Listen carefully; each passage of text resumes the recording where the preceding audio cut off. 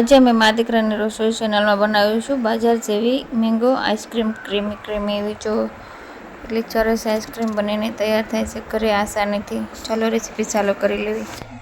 આજે હું બનાવીશ કેરીની આઈસ્ક્રીમ. તો મેં લીધી છે 2 પાકલ કેરી, 500 દૂધ, ખાંડ, મિલ્ક પાવડર, કસ્ટર્ડ પાવડર, કાજુ બદામ, એલચી અને કેસર.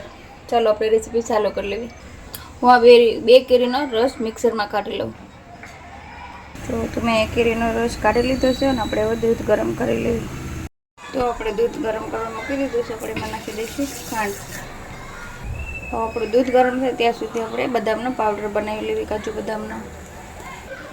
તો આપણે કાજુ બદામ, એલચી અને કેસરનો પાવડર બનાવી લઈશું.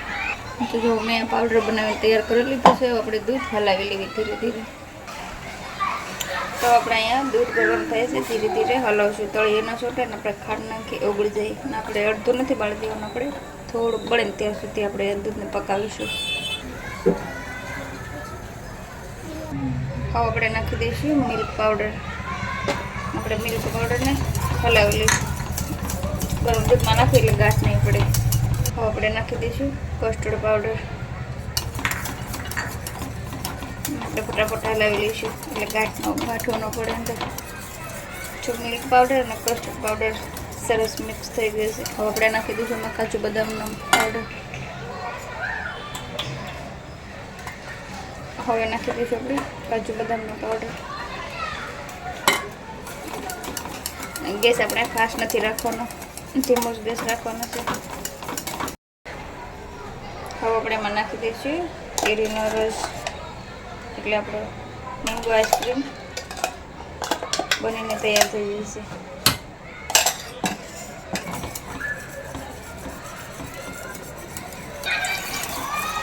જો તો આપણે કેરીનો રસ મિક્સ કરી લીધો છે. જો કેટલો સરસ એવો કલર આવી ગયો છે, મેંગો કલર.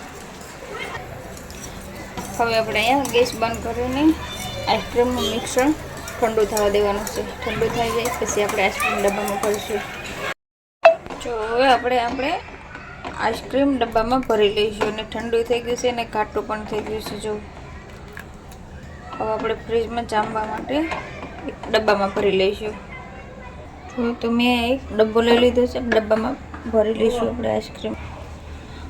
હવે આપણે ડબ્બો જેટલો ભરાશે એટલું આપણે આમાં લઈ લઈશું. અને બીજું આપણે અલગથી વાસણમાં થોડુંક ભરી લઈશું. બસ અહીં હું આટલું જ રાખીશ. આટલું વધ્યું છે એ કોઈ બીજા મોડમાં ભરી લઈશ.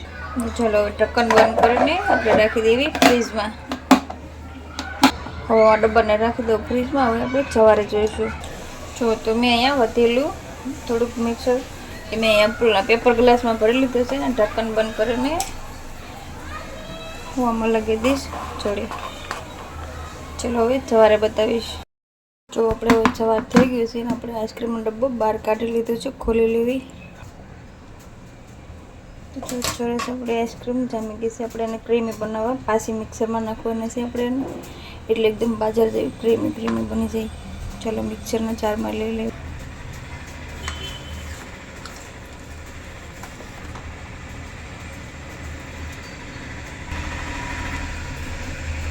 તો હું પાછી મિક્સરમાં આઈસ્ક્રીમને રસ જેવી બનાવેલું, એકદમ ક્રીમી બની જાય ને એવી. જો આપણે આઈસ્ક્રીમ એકદમ બજારની આઈસ્ક્રીમ જેવી ક્રીમી બની ગઈ છે. હવે આપણે પાછા ફરીથી ડબ્બામાં ભરી લઈશું. હવે આપણે આ જ ડબ્બામાં ભરી મૂકી દઈશું. જો કેટલી સરસ ક્રીમી બની ગઈ છે. જો તો આપણે ડબ્બાને આ રીતે હલાવી લઈશું. થોડું ટેપ કરી લઈશું એટલે અંદર જે હવા હોય નીકળી જાય ને આપણે સરસ આઈસ્ક્રીમ બની તૈયાર થાય.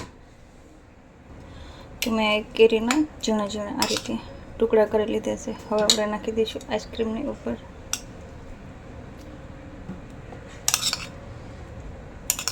જો આ રીતે આપણે આખામાં પાથરી દઈશું.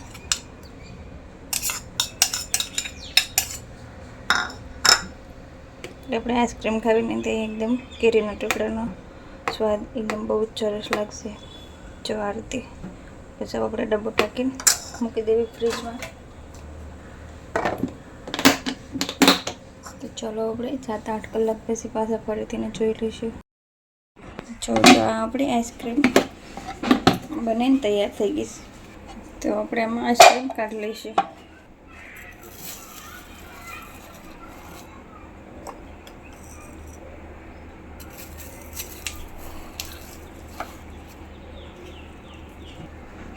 જો તો આપણે સરસ આપણે આ મેંગો આઈસ્ક્રીમ બનીને તૈયાર છે.